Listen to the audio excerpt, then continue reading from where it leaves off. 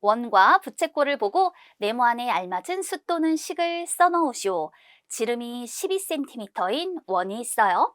한 바퀴에 대한 중심각의 비율. 그럼 한 바퀴는 360도잖아요.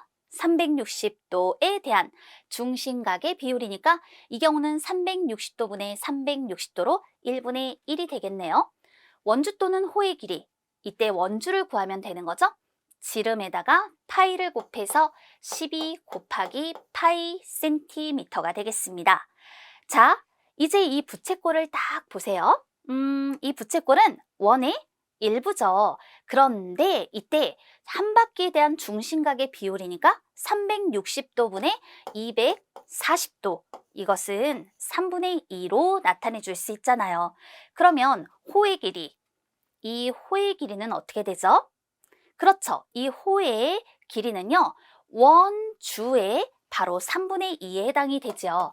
따라서 12 곱하기 파이 곱하기 3분의 2가 되니까 이것은 8 곱하기 파이 센티미터가 되겠네요. 그럼 3분의 2라고 하는 것은 결국 무엇인가요? 3분의 2라고 하는 건 360도분의 중심각 크기, 이것이 3분의 2였던 겁니다. 자, 요거 잘 기억해 두고요. 이번에는 중심각이 120도인 부채꼴이 있어요. 이럴 때 한 바퀴에 대한 중심각의 비율은 360도분의 120도로 이거 3분의 1이죠. 그러면 호의 길이는요, 원주의 3분의 1이 되는 거잖아요. 즉 12 곱하기 파이의 3분의 1이니까 4 곱하기 파이 센티미터가 됩니다. 또 중심각이 60도일 때 한 바퀴에 대한 중심각의 비율은 360도분의 60도니까 6분의 1이 되는 거예요. 그러니 이럴 때 호의 길이는 원주의 6분의 1만큼이 되는 거잖아요. 따라서 이럴 때 2 곱하기 파이 센티미터라고 나타내 줄 수 있어요. 자, 이제 중심각이 30도인 이런 부채꼴이 있어요.